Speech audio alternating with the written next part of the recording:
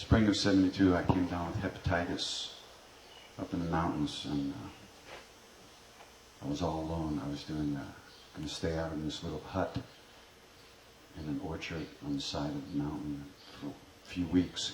KK's place, yeah. And I got out there the first night, and it was so beautiful.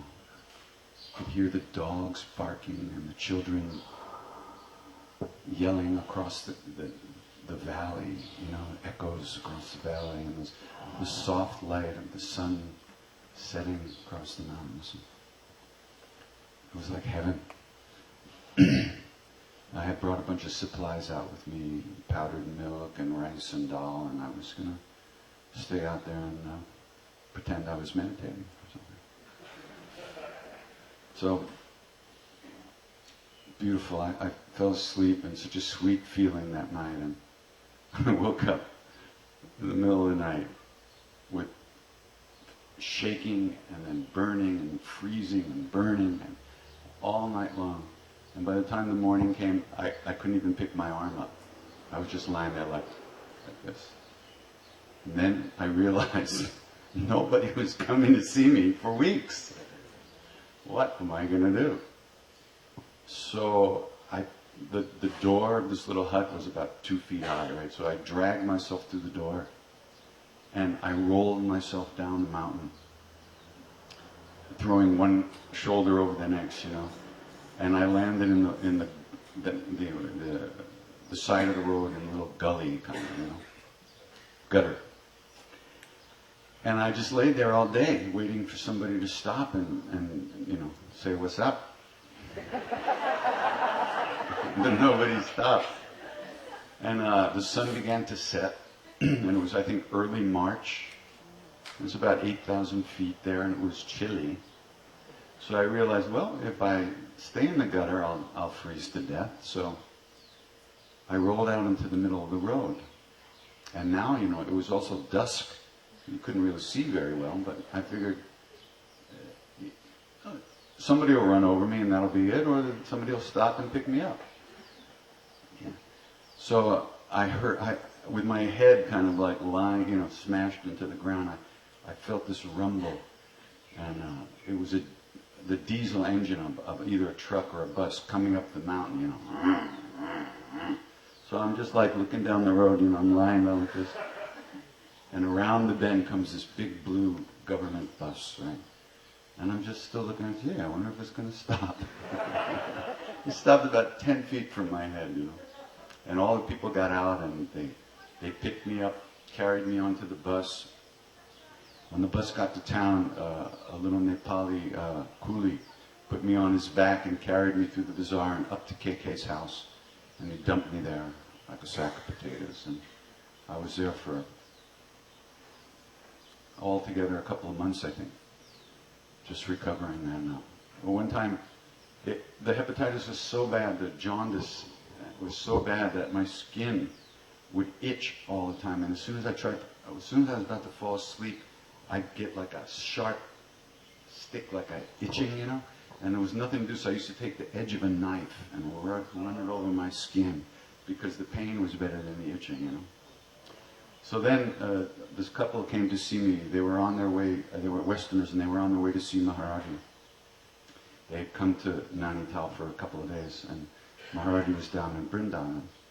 So I wrote him a little letter. I said, "Thanks for everything. I'll see you next birth." Right? So they brought him the letter. They wrote back to me, the Maharaj-ji took your note, and he just laughed, and he said, "Theek ho jayega." I told you about theek ho jayega. It'll be all right.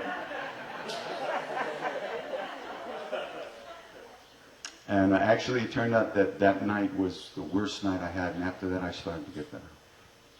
So, couple of months go by, maybe, and now Maharaj-ji's back, and I'm living in the temple with him for the first time, and but I'm not feeling very well. I'm still sick. I still get sick from the hep. And but one day I stayed in bed all day, and I finally got out at the end of the day, and I walked up to him, and I bowed my head, and I sat down in front of him, and he looked at me and he said, "Is your mother coming to India?" "No," he said, "You were sick today." I said, "Yeah." He said, Is your mother coming to India? My mother? Coming to India? I don't think so. Next day I get a message from the folks at the Evelyn Hotel that my mother had called. So, and she wanted to speak to me, so I went to Nainital the next day and I got her on the phone. She called and she said she wanted to come to India. I just said, well, I have to ask Maharaj-ji, because that's the last thing I wanted was to see her in India. It's kind of like Raghu, you know, no way. So she said, I said, I have to ask Maharaj-ji. What? Can you imagine? I don't know if you're a parent, but can you imagine your kid saying they have to ask their guru if you can come see them? I don't think so. But anyway, I said, okay, I'll call you tomorrow. And I was in shock. I went back and I said, Maharaj-ji, my mom wants to come. Good, tell her to come. Yeah.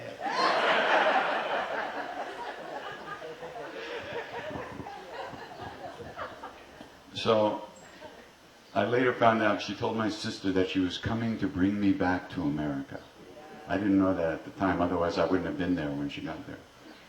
Anyway, so I went and picked her up. Now I'd been in India almost 2 years, you know, and kind of lost my perspective to my Western perspective. So when I went to Delhi to pick her up, we spent the night in a really nice hotel, which I hadn't been in, you know, I hadn't had hot running water for 2 years. And so then the next day I thought, we'll take the luxury bus up to the hills. So it's an 8-10 hour drive.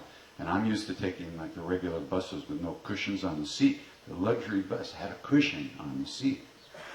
So I was so happy. So we get on the bus and my mom looks at the seats and, you know, the little doilies on the back were all greasy and dirty and like, you know, and she just looked at me like this and she sits down. And she stayed like this almost 10 hours.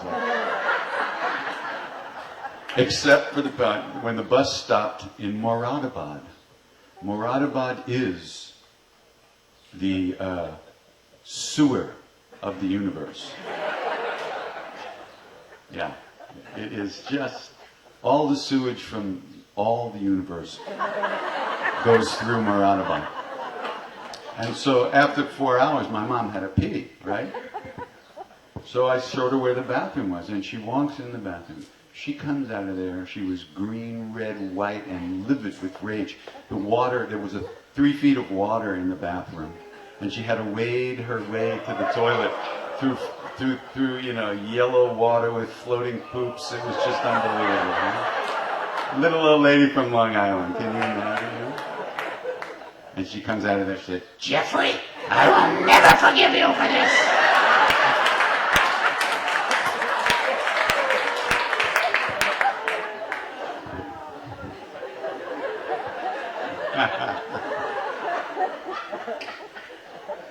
Well, we got back on the bus.